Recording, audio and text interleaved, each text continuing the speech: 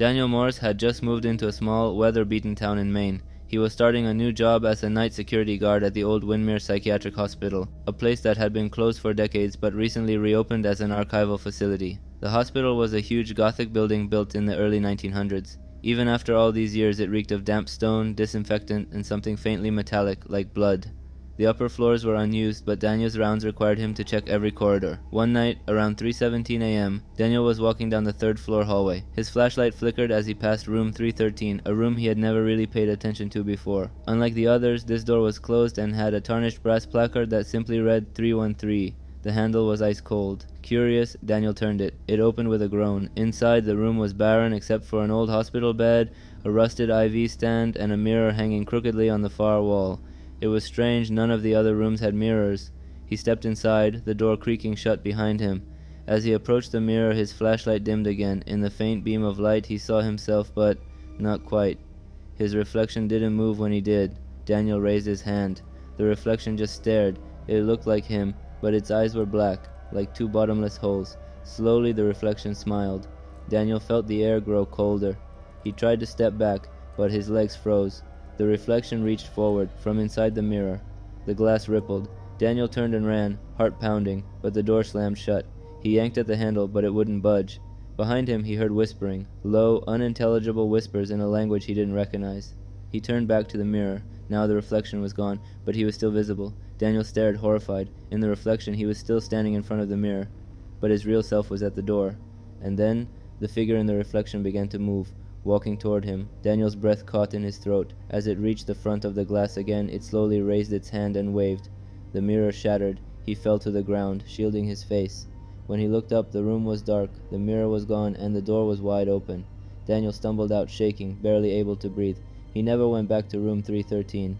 Later, while reviewing the hospital's old files out of morbid curiosity, he found a record from 1963 about a patient named Daniel Morris. Same name, same birth date. The note said, patient suffers from delusions involving a second self. Claimed his reflection was alive. Transferred to solitary. Room 313. Daniel quit that night. But sometimes when he passes a mirror in the dark, he swears he sees someone else. Waving. Elena had just inherited her grandmother's countryside cottage in a quiet village in northern England. It was charming. Stone walls, a tiny garden, and ivy creeping up the windows. But there was one thing that had always made her uncomfortable, even as a child visiting during the summers: the cellar door. The cellar sat beneath a wooden hatch in the kitchen, locked with 3 heavy bolts. Her grandmother had always warned her, no matter what you hear, don't open it. Now that her grandmother had passed, Elena found herself alone in the cottage, sorting through old boxes and memories.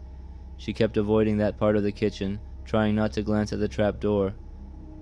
On the third night, something strange happened. At 2:33 a.m., she was awakened by a knocking sound. Slow, heavy, coming from under the floor. Knock, knock, knock. She sat up in bed, heart pounding. It's just the house settling, she whispered to herself. But the next night, it came again, this time louder. Knock, knock, knock. And then, a voice. It was faint, muffled, but clear. Elena, it's cold. Down here. She froze. It was her grandmother's voice. Her grandmother, who had died 2 weeks ago. The next morning, Elena sat in the kitchen staring at the cellar door. Dust floated in the shafts of morning light. The bolts on the hatch looked older than the house itself. Who locked it? Why? She called the local pastor, a quiet man in his 60s named Father Hughes. When he arrived, he didn't even step into the kitchen. You heard it, didn't you? He asked softly. Elena nodded. He looked pale. Your grandmother called me once, said the same thing happened after her husband died. She made me swear I'd never open that door. Elena tried to laugh it off. You're saying something evil is in the cellar? The pastor didn't smile. Not evil, just hungry. That night, Elena couldn't sleep.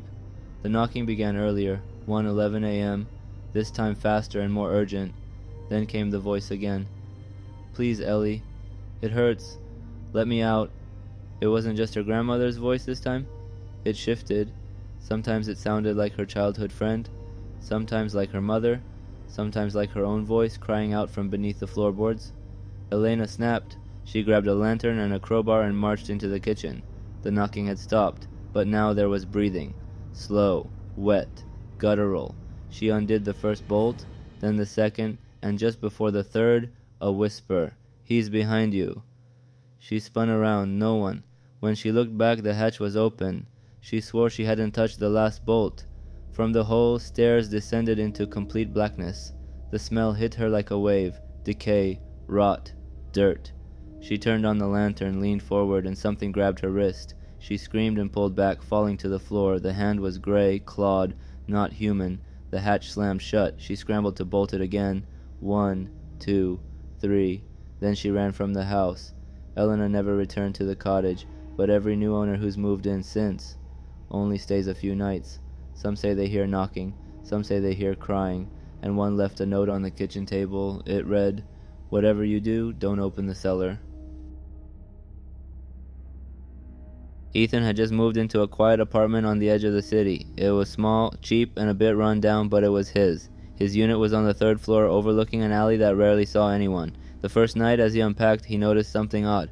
Across the alley, in the old abandoned building opposite his, there was a window directly facing his, and behind that window stood a man.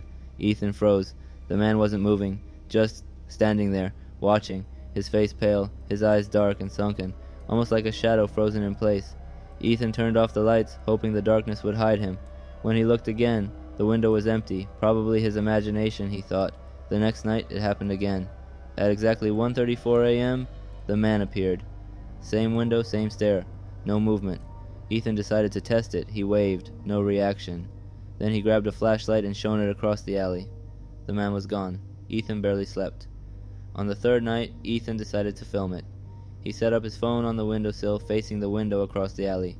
He hit record, closed the curtains, and waited. The next morning, he checked the footage. The window across the alley was empty.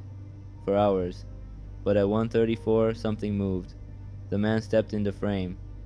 And this time, he didn't just stare. He smiled. Then, slowly, he raised his hand and pointed directly at the camera. And then, he walked out of frame, but not away from the window, toward the camera. Ethan's blood ran cold. That didn't make sense. The building was locked, condemned. He dropped the phone and turned, just as someone knocked on his apartment door. 3 slow knocks. He didn't open it. The knocking continued. Then, silence. When he finally looked through the peephole, no one was there. But across the alley, the man was back in the window. Only this time, he was smiling wider.